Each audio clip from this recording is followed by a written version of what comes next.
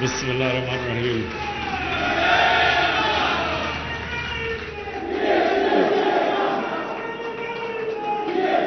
शुक्रिया शुक्रिया।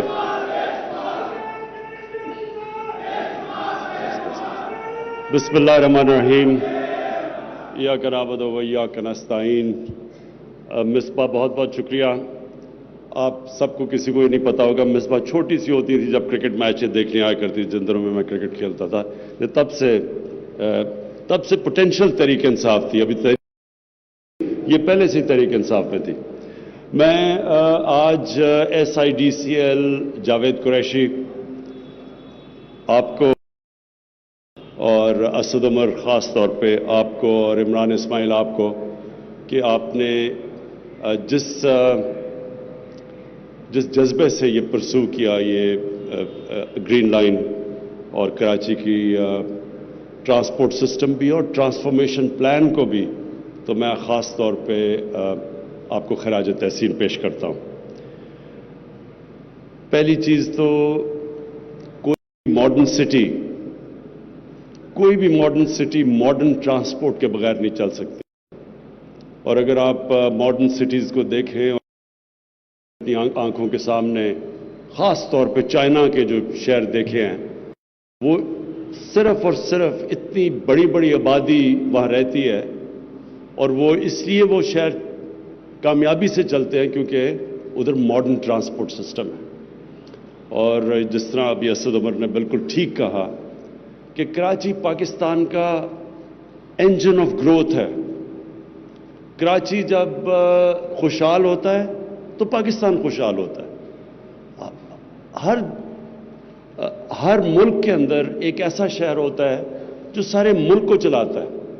मसलन लंदन है, वो बरतानिया को चलाता है। लंदन जब उसमें खुशहाली आती है तो सारे बरतानिया में उसका इफेक्ट जाता है। न्यूयॉर्क, खैर अमेरिका बड़ा मुल्क है, लेकिन न्यूयॉर्क का बहुत बड़ा इम्पैक्ट पड़ता है अमेरिका पे, और उसी तरह पेरिस का फ्रांस पे इम्पैक्ट पड़ता है। तो पाकिस्तान के लिए कराची को फंक्शनल करना, कामयाब करना, खुशहाल करना, इसका मतलब ये कि हम पाकिस्तान की मदद कर रहे हैं। तो इसलिए ये जो ट्रांसपोर्ट सिस्टम है, ये एक पहला कदम होता है एक मॉडर्न सिटी बनाने में। और कराची की जो ट्रांसपोर्ट है, बिल्कुल असद उमर आपने ठीक कहा कि इतनी हुकूमतें आई, सबसे ज़्यादा रेवेन्यू जनरेट कराची से होता है, लेकिन कभी किसी ने कराची की ट्रांसपोर्ट सिस्टम के ऊपर कभी भी तवज्जो नहीं दी। और ये एक पहला कदम है। ये जो ग्रीन लाइन है, ये जिस तरह असद उमर ने आपको डिटेल्स में बताया कि इंशाल्लाह जनवरी के मिडल तक ये पूरी तरह फंक्शनल हो जाएगी। आज शुरू है, ट्रायल रन होगी और फिर ये शुरू होगी। लेकिन मैं आगे भी जो बात करना चाहता हूँ वो ये कि देखें, कराची को हमने अपनी जिंदगी 50 साल से मैं कराची को देख रहा हूँ, और कराची को हमने ट्रांसफॉर्म होते देखा। यानी जो रोशनियों का शहर था, उसको आहिस्ता आहिस्ता बजाय हमने आगे बढ़ते हुए हमने उसको खंडर बनते देखा। और उसकी वजह है कि कभी भी कराची को का जो मैनेजमेंट सिस्टम है, उसके ऊपर कभी जोर नहीं दिया गया। तेहरान चले जाएं आप, चलें अपने हमसाए मुल्कों को देख लें। तेहरान के अंदर अगर आपको हैरत होगी कि इतने सैंक्शंस लगने के बावजूद, ईरान के ऊपर सैंक्शंस लगे हुए हैं, वहाँ हालात अच्छे नहीं हैं क्योंकि उन्होंने बिल्कुल, अमेरिका की सैंक्शंस ने उनकी खुशहाली को रोका हुआ है। लेकिन अगर आप कराची को, तेहरान को देखेंगे तो आपको एक मॉडर्न सिटी नजर आएगी। उसकी वजह यह है कि तेहरान की जो मैनेजमेंट है वो मॉडर्न है। उसकी वही मैनेजमेंट है जो कि लंदन की है, जो कि पेरिस की है, न्यूयॉर्क की है। वो एक शहर की जो मैनेजमेंट है वो एक मुल्क की तरह है। सारी जो शहर के अंदर हर किस्म की जो शहर के अंदर सहूलतें देनी है, ट्रांसपोर्ट है, पानी का सिस्टम, सीवरेज, वो सारा शहर खुद प्रोवाइड करता है। पैसा भी वो खुद इकट्ठा करता है, खर्च भी वो खुद करता है। और ईरान का जो तेहरान का, जब मैंने उनसे पूछा कि कितना खर्चा है आपका, कितना पैसा इकट्ठा करती है तेहरान, اب یہ پی ایس ڈی پی سے پیسہ نہیں آتا, یہ فیڈرل گورنمنٹ یا پروونشل گورنمنٹ کے فنڈ سے نہیں. تہران, صرف تہران خود ہی پیسہ اکٹھا کرتا ہے, اور $500 ملین ہے. $500 ملین اکٹھا کرتا ہے تہران, اور اس لیے وہ ماڈرن سٹی ہے سینکشنز کے باوجود. اس کے مقابلے میں کراچی میں دیکھیں کتنا پیسہ اکٹھا ہوتا ہوگا. میں نے کوئی اندازہ لگایا تھا, ایک دفعہ کیلکولیٹ کیا تھا, $30 ملین بھی نہیں ہے اس کا. تو اس لیے کراچی کا جب تک مینجمنٹ سسٹم ٹھیک نہیں ہوگا تو کراچی میں بھی یہ جس طرح کو ہم ماڈرن شہر چاہتے ہیں اس کا بننا مشکل ہوگا. اسی لیے جو یہ لوکل گورنمنٹ جو الیکشنز آ رہے ہیں, یہ ضروری ہے کہ کراچی کو اٹانومی دی جائے.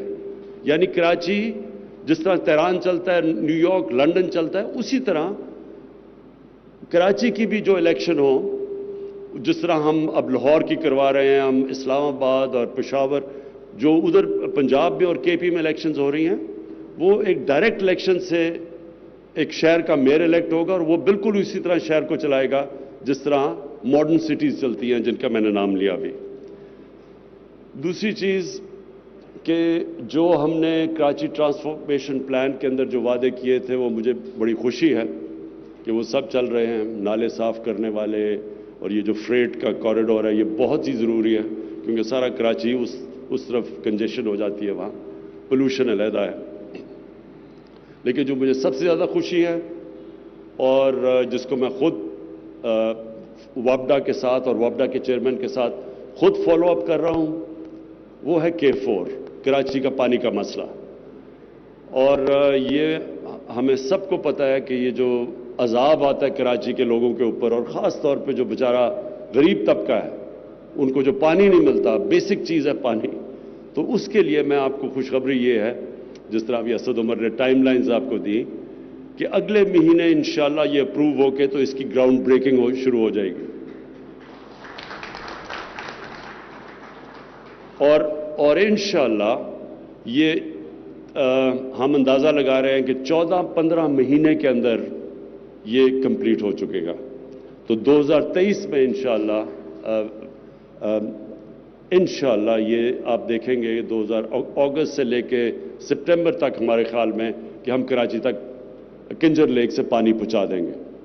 اور یہ کیونکہ مجھے سب سے زیادہ ڈیمانڈ اس چیز کی آتی تھی, تو مجھے اس کے لیے توجہ بھی میری پوری اس پہ, اور میں آپ کو انشاءاللہ خوشخبری ہم دیں گے اس کی جب کراچی تک پانی پہنچ جائے گا. اس کے علاوہ جو دو چیزیں میں اور سندھ حکومت سے کہنا چاہتا ہوں کہ دیکھیں, ہم نے ایک وہ کام کیا ہے پاکستان میں جو کہ ڈیولپ ملکوں میں بھی نہیں ہے, ہیلتھ کارڈ, ہیلتھ انشورنس. ایک کمزور یا غریب گھرانے کے اندر ساری ریسرچ ایک چیز بتاتی ہے کہ جو گھرانہ غربت کی لکیر سے اوپر بھی ہوتا ہے, ایک بیماری کی وجہ سے سارا گھر غربت کی لکیر کے نیچے آ جاتا ہے, مقروض ہو جاتا ہے. تو اس لیے میں نے یہ فیصلہ کیا تھا کہ اللہ کبھی مجھے موقع دے گا تو ایک یونیورسل ہیلتھ انشورنس پاکستان میں لے کے آؤں گا. اور مجھے بڑی خوشی ہے کہ پہلے پختونخوا میں ہماری حکومت تھی, انہوں نے شروع کیا, لوگوں نے کہا کہ خرچہ برداشت نہیں ہوگا, اور بڑی اس کے اوپر ہمیں شروع میں لوگوں کو شک تھا کہ یہ نہیں کامیاب ہوگا. آج پختونخوا میں سارے خاندانوں, جتنے بھی خاندان ہیں پختونخوا میں, سب کو ہیلتھ انشورنس مل چکی ہے. 10 لاکھ روپیہ ایک خاندان کے لیے کسی بھی ہسپتال میں جا کے اپنا علاج کروا سکتے ہیں. اس کے بعد پنجاب میں ہم نے شروع کیا, تھوڑے سے ڈسٹرکٹس میں شروع کیا, اور اب جنوری سے لے کے مارچ تک سارے پنجاب کے اندر ہر خاندان کے پاس ہیلتھ انشورنس آ جائے گی. بلوچستان بھی اب تیار ہو گیا ہے, جدھر ہماری حکومتیں ہیں آزاد کشمیر میں اور گلگت بلتستان میں, وہ بھی تیار ہیں, ادھر بھی وہ اب ہیلتھ انشورنس لے کے آئیں گے سب کے لیے. تو سندھ حکومت کو بھی میں کہنا چاہتا ہوں کہ یہ صوبوں نے سارے کنٹریبیوٹ کر رہے ہیں, آپ کو اس میں ضرور شرکت کرنی چاہیے, کیونکہ سندھ کے لوگوں کو بھی یہ رائٹ ہونا چاہیے کہ وہاں بھی فیملیز کے پاس ہیلتھ انشورنس ہو, اور خاص طور پہ غریب لوگوں کے لیے, ان کے لیے اس سے بڑی نعمت کوئی نہیں ہے. اور اس کے علاوہ جو میں آخر میں بات کرنا چاہتا ہوں بنڈل آئلینڈ کی، جو یہ کراچی کے پاس جزیرہ ہے، یہ بہت ضروری ہے کہ سندھ گورنمنٹ اس پہ جو انہوں نے NOC دے کے واپس لے لیا تھا، اس سے سب سے زیادہ سندھ کو فائدہ ہے، سندھ سب سے زیادہ اس سے گین کرے گا، اس میں سب سے زیادہ نوکریاں سندھ میں جائیں گی، ایک ماڈرن شہر بنے گا، کیونکہ شہر ہمارے پھیلتے جا رہے ہیں، جتنے شہر پھیلتے جائیں گے اتنا ہی زیادہ مشکل ہے سیوریج سسٹم، ویسٹ ڈسپوزل ادھر پرووائڈ کرنے کا۔